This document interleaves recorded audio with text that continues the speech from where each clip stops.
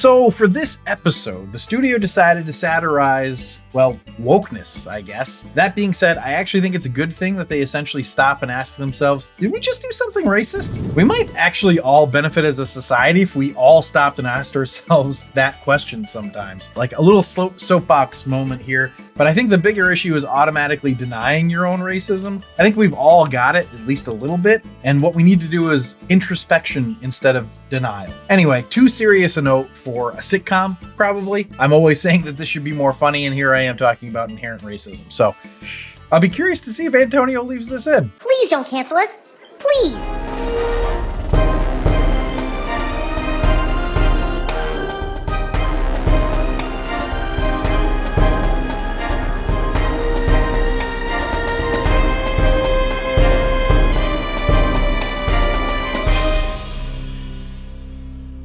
Welcome back to another episode of The Rank. I'm John, and today we're going to be ranking another episode of The Studio. Now, the premise of this whole thing is to figure out what sitcom is the best of all time by going through every episode and ranking them, and then averaging the rankings to figure out which series is best overall. Now, if you're enjoying these episodes, or if you're just a fan of The Studio and enjoy consuming content about it, please subscribe and or follow, like the episodes, and comment or email your questions and suggestions and all that jazz. Please also consider becoming a patron on our Patreon page at patreon.com/TheRankPodcast, where you can get all of our archived episodes. Now today, we're ranking the 7th episode of the first season of The Studio, titled Casting, which was written by Alex Gregory and directed by Seth Rogen and Evan Goldberg. And since this is a new series, and it's still fairly recent that it came out, I am going to avoid spoilers. There could be a potential for them, so potential spoilers. All right, let's get into it, starting with the potent notables. So the cameos have become a staple of the show at this point, and Seth Rogen and Evan Goldberg talked about the difficulty in setting these cameos up. Rogen said, quote, "Getting people on board was one of the biggest challenges we had for the first season. We've called in all our favors many, many years ago. We got everyone who was willing to do this stuff because we were friends with them. But we had a few of those left, I think." Then Evan added, quote, "We know we had to top ourselves, then top ourselves again, and then triple top ourselves this time, as is usually our best strategy. And that was by far the hardest part of the show, delivering those cameos. It was exhausting. Every single day at lunch during pre-production, we had to go and do a phone call with a different celebrity of some nature or the filmmaker, and it was really draining." End quote. They did a lot of work getting these cameos for us, which is kind of fun. In setting out to do the show, Evan and Seth wanted to create a realistic version of Hollywood, which is a scary thought. One where there were no more, quote, scumbags and egomaniacs here than what you could find in finance, real estate dealings, the construction industry, or manufacturing. They're just more seen. They get this bad rap, but most of the people in Hollywood are beautiful, wonderful people who could have done anything else and chose to do this because they love it. From the props master to the PAs to the craft service producers to the actors. So when we're showing the dirtier, shittier sides of the industry, it doesn't feel like we're taking cheap pot shots because the whole thing is a love letter. And one that we want to be, again, a realistic portrayal of Hollywood, not a shined up one or a dirty, end quote. So hopefully this isn't too realistic on what execs are like in Hollywood. Seems like maybe it is. I don't know. But anyway, those are the potent notables. Let's go on to the episode overview. So for this episode, the studio decided to satirize, well, wokeness, I guess. That being said, I actually think it's a good thing that they essentially stop and ask themselves, did we just do something racist? We might actually all benefit as a society if we all stopped and asked ourselves that question sometimes. Like a little soapbox moment here, but I think the bigger issue is automatically denying your own racism. I think we've all got it, at least a little bit, and what we need to do is introspection instead of denial. Anyway, too serious a note for a sitcom, probably. I'm always saying that this should be more funny, and here I am talking about inherent racism. So I'll be curious to see if Antonio leaves this in. Please don't cancel us.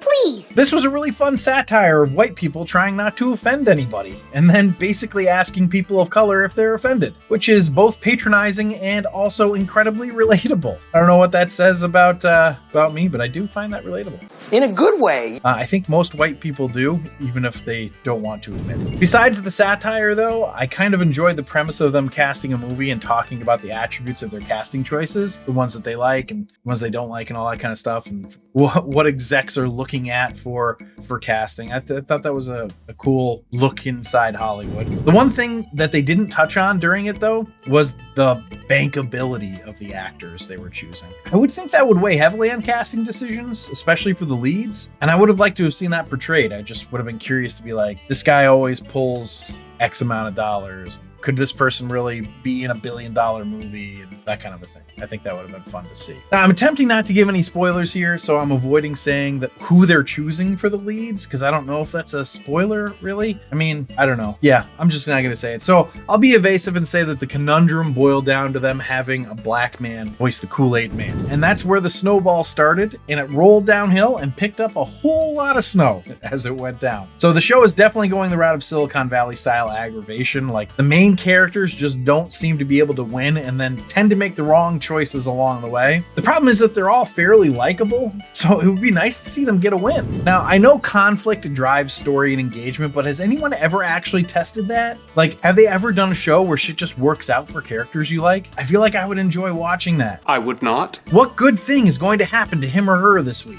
You know? And I don't mean the family sitcom style thing where there's a problem, they solve it, and there's a happy ending every episode, you know, like a teachable moment or whatever. I mean, like with these workplace style comedies, right? Like, what if some of the episodes, shit just works out and the movie does well and people are like, wow, you're doing a really good job. Boy, does that sound boring.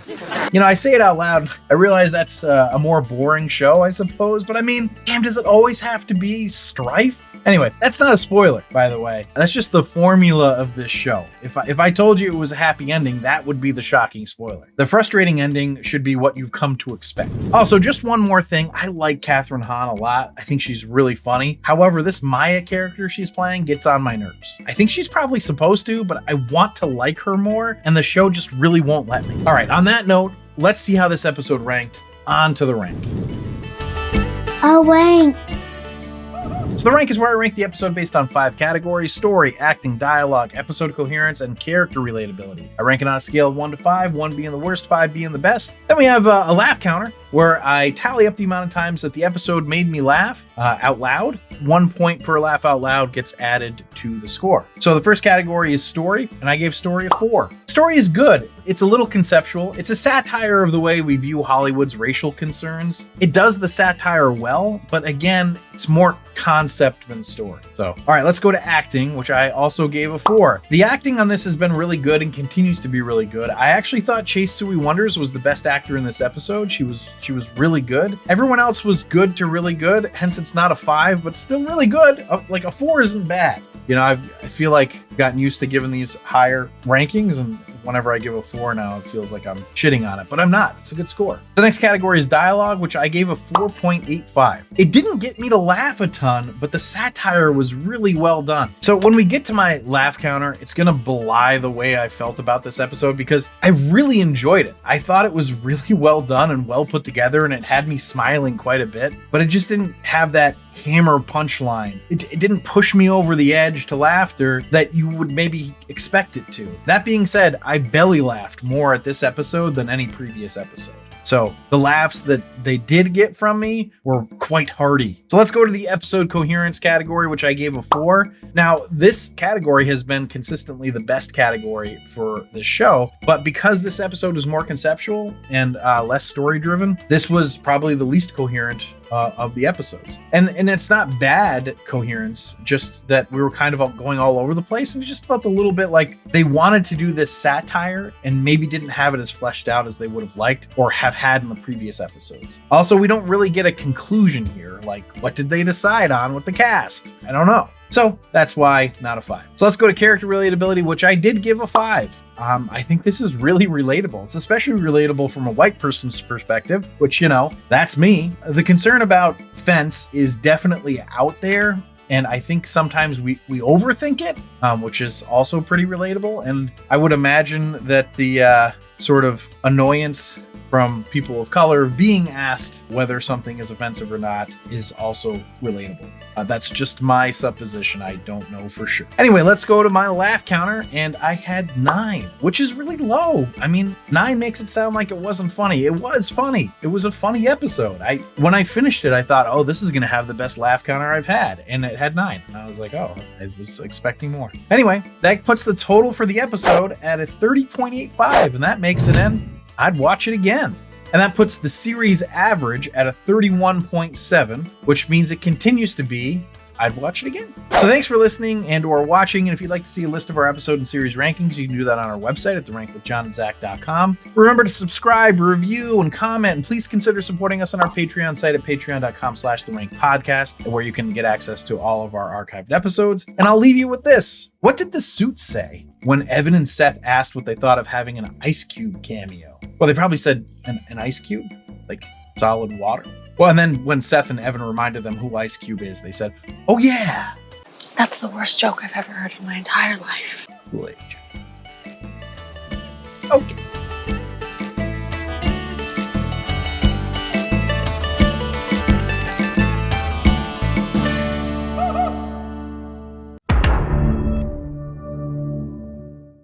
Why can't I say fucking? It says episode here, and for some reason I keep saying fucking show. Episode, you motherfucker. English, motherfucker!